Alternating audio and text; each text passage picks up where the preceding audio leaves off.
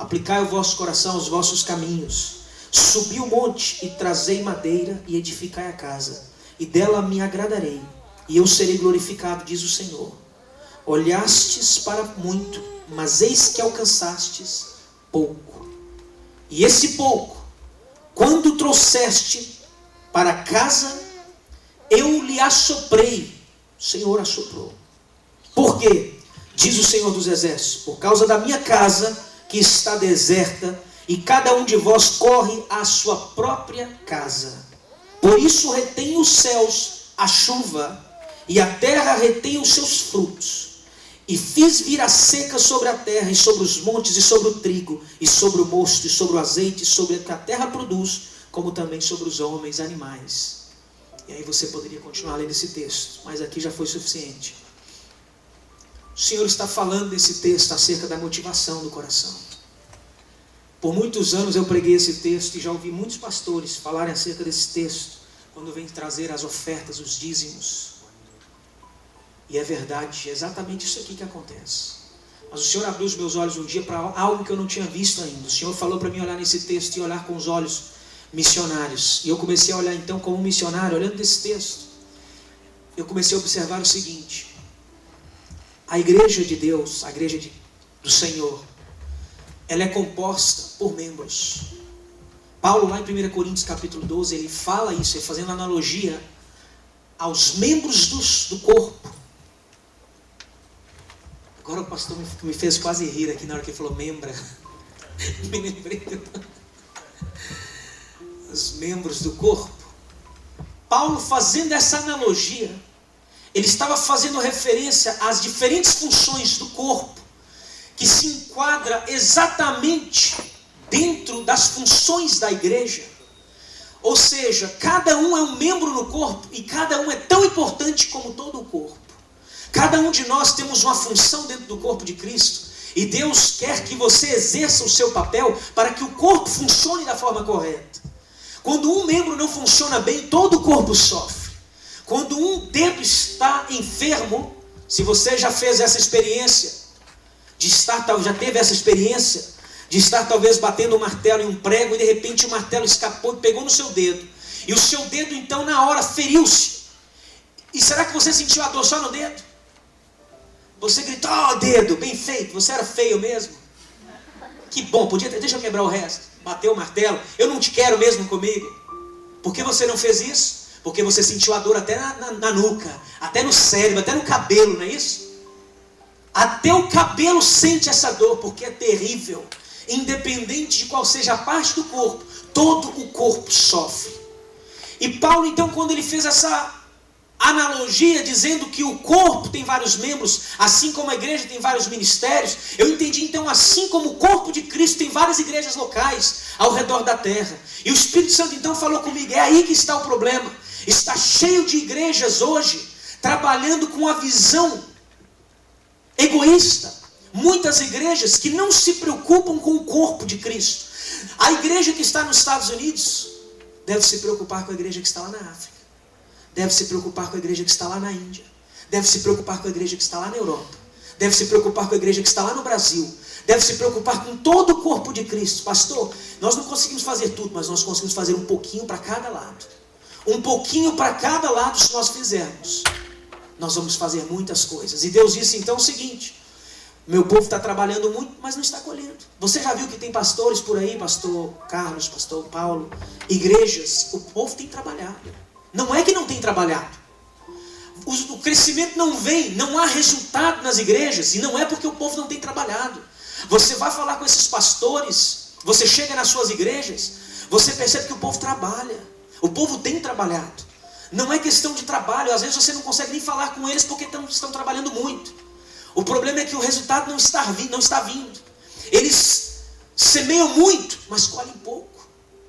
Eles estão trabalhando muito, suando, mas na hora de receber o resultado, recebe pouco. E quando recebe, o bolso furado. Coloca aqui e cai.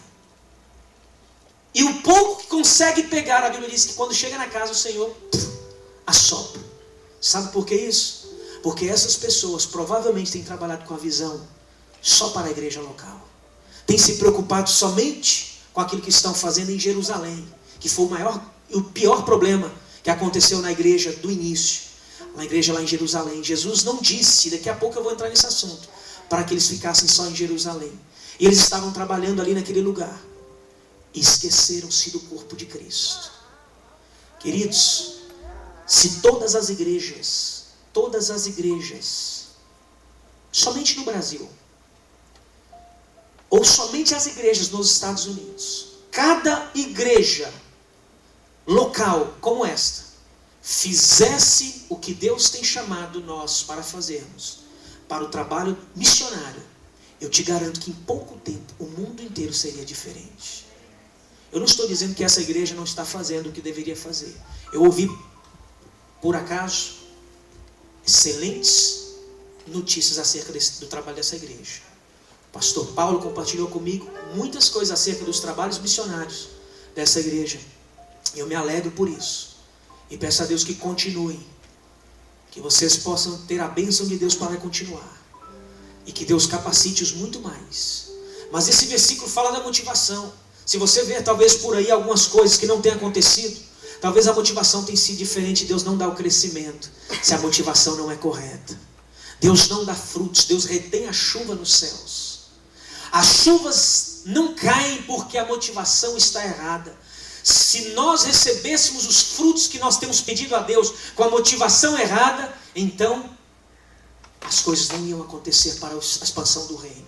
Por isso Deus retém a chuva. E esse versículo, esse texto que nós lemos é um texto forte. Mas eu vejo Deus dizendo para as igrejas hoje: o povo tem trabalhado muito, mas tem colhido pouco. Por quê? Porque a visão não tem sido o mundo. Deus não amou os Estados Unidos e por isso deu o seu Filho único. Deus não amou o Brasil e por isso deu o seu Filho único. Deus não amou somente a Bélgica e por isso deu o seu Filho único. A Bíblia diz que Deus amou o mundo de tal maneira. O mundo significa todas as nações. E Ele deu o seu Filho porque Ele amou o mundo. Esse é o primeiro segredo. Tomei muito tempo para falar sobre ele, porque eu creio que se a nossa motivação não for correta, as outras coisas não vão acontecer certas. Se a nossa motivação não é a motivação de Deus, tudo que nós fazemos será em vão no reino de Deus.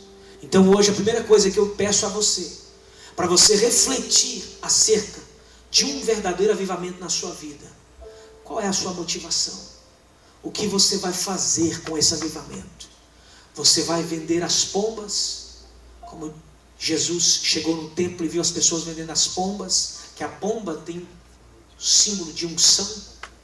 O Espírito Santo desceu em forma de pomba sobre Jesus. As pessoas estavam vendendo as pombas. A unção de Deus pode ser vendida. Hoje tem pessoas, se você quiser fazer isso, não é problema meu, é problema seu com o Senhor. Mas tem pessoas hoje que têm sapatos, têm ternos, só porque eles são pessoas famosas, já fizeram uma grife de terno, uma grife de sapatos. Eu já fui em congressos, em conferências, onde o pastor estava pregando e no final tinha os sapatos dele lá, que você poderia adquirir, os mesmos que ele usa. Tinha os ternos também, se você quisesse um terno como o dele, você poderia ter o terno dele. E estão ganhando muito dinheiro, queridos, comprando aviões e mais, o que você quiser. Isso no Brasil, né? Nos Estados Unidos não. Os Estados Unidos já fizeram isso muito antes, por isso só está... Infelizmente, queridos, se nós não valorizarmos aquilo que Deus tem nos dado, Deus não nos dá mais. Se nós não valorizarmos a unção de Deus que Ele tem colocado sobre nós, vendermos as pombas, como eles fizeram lá nos templos. Jesus chegou e não quis papo, saiu metendo a mão para todo lado, porque com isso não tem papo, não tem negociação. Se a motivação nossa não é correta, como que esse avivamento vai acontecer? Digam aleluia por isso. Diga glória a Deus. Hoje a minha motivação está sendo sondada.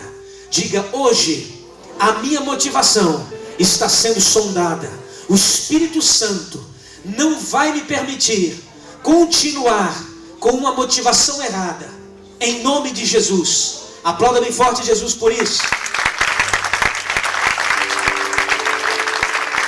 Não aceite a motivação errada, queridos, por favor. O segundo mistério ou segredo que eu vejo acerca do verdadeiro avivamento ou de um genuíno e poderoso mover de Deus está em uma palavra que é liberada. Diga comigo: uma palavra que é liberada. Mateus capítulo 8, versículo 24, a Bíblia diz que Jesus, depois de ter ministrado às multidões, ele entra em um barco e com os seus discípulos eles atravessam e vão para o meio de um mar.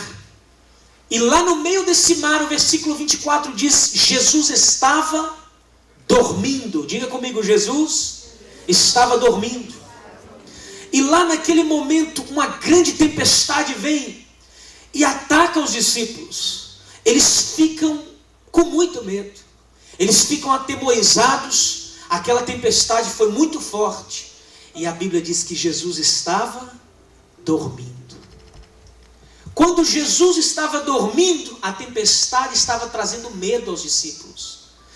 Quando Jesus estava lá tranquilo no barco, deitado, dormindo tranquilo, a tempestade trouxe insegurança para os discípulos. A Bíblia diz em João capítulo 1, versículo 1, no princípio era a palavra estava com Deus, a palavra era Deus. Tudo que foi feito foi por causa da palavra. A palavra liberada, ela transforma vidas. A palavra liberada, ela faz milagres acontecerem. Você pode abrir a sua Bíblia no Salmo 91, colocar lá na sua casa, no meio da sala. A enfermidade vai ficar junto com a sua Bíblia por toda a eternidade. E nada vai acontecer. No dia que você abrir a sua Bíblia e liberar a palavra de Deus, a enfermidade sai em nome de Jesus. Porque a palavra liberada, ela produz vida aonde há morte. A palavra liberada, ela tem o poder de transformar. Gênesis capítulo 1, versículo 1 a 3, a Bíblia diz: no princípio criou Deus os céus e a terra. A terra era sem forma e vazia, e havia trevas sobre a face do abismo, e o Espírito de Deus pairava sobre a face das águas. Interessante, você nunca parou para pensar sobre isso? Que a terra estava sem forma, ou você talvez já parou para pensar sobre isso? Que a terra estava sem forma e vazia, em outras palavras, fora de ordem. Havia uma desordem total. E o Espírito Santo de Deus, que é o que cria todas as coisas, estava sobre aquilo que estava em desordem. E nada aconteceu. O Espírito Santo de Deus, o Espírito do Deus vivo, estava sobre aquilo que estava em desordem. E não colocou nada em ordem. Até que disse Deus. Quando a palavra foi liberada, tudo que estava fora de ordem começou a ficar em ordem. Tudo que estava errado começou a ficar certo. E disse Deus: haja luz. E a Bíblia diz: e houve luz. A luz teve que vir, porque quando a voz de Deus foi liberada, a palavra de Deus foi liberada, sabe o que aconteceu? Aquilo que era incorreto se tornou correto. Aquilo que era injusto se tornou justo. Aquilo que era feio se tornou bonito. Aquilo que estava indo para um caminho errado voltou para o caminho certo. A enfermidade teve que sair. Os maus tiveram que sair. E tudo começou a ficar da forma que Deus queria que ficasse. Voltando lá para Mateus 8:24. A palavra estava lá dormindo. João diz que a palavra era Jesus. Jesus era a palavra, estava dormindo. Sabe qual foi o problema dos discípulos? Por que ficaram inseguros? Por que ficaram com medo? Porque deixaram a palavra dormir. Deixaram a palavra adormecer dentro do barco. Queridos, a palavra não pode adormecer na sua vida. A palavra não pode dormir na sua vida. Eu tenho certeza nesta manhã que tem pessoas aqui no meio de nós que receberam palavras de Deus há 15 anos atrás, há 10 anos atrás. Tem pessoas aqui que no nascimento, dentro do ventre da sua mãe, foi liberada uma palavra de Deus para você. Será um homem de Deus, será um profeta das nações, será uma bênção para todos os povos. Essa palavra foi liberada sobre a sua vida. Você nasceu, você veio para marcar um novo tempo na sua família. Você nasceu cheio de vigor, com vida, sendo levado para a igreja todos os domingos, e Deus trouxe você para mais perto dele, mas as circunstâncias da vida foram te afastando dele, e de repente a palavra adormeceu em você. Aquela palavra que foi liberada na sua vida, adormeceu. Tem pessoas aqui que o Espírito Santo está me dizendo: Deus falou com você, eu vou te usar de uma forma poderosa aqui neste país. E o inimigo ou as circunstâncias têm dito exatamente o contrário. Tem dito: você não vai. Olha para a sua vida, olha para a forma que você tem vivido. E Deus nesta manhã está dizendo: